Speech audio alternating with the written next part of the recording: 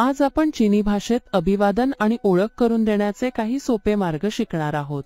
तुमचे नाव काय आहे हा प्रश्न चीनी भाषेत नी हाओ मा असा विचारतात। नी हाओ मा हा प्रश्न विचारल्यानंतर उत्तर मिळेल। आपले नाव सांगण्यासाठी माझे नाव डेस आहे हे वाक्य वो चाओ डेस असे म्हणता येईल। वो चाओ अमित हे वाक्य म्हणजे माझे नाव अमित आहे।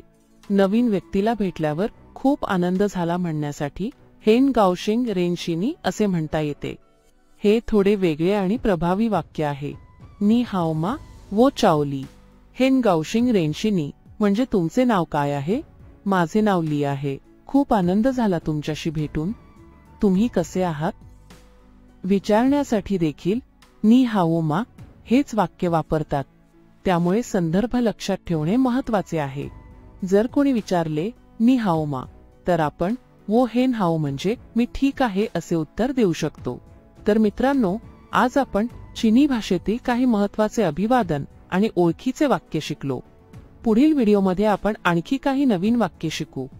चीनी भाषा, मराठी, अभिवादन, ओळख, संवाद, नवीन भाषा, भाषा शिक्षण, नी हाओ मा, वो चाओ, हेन गाओशिंग रेनशी नी।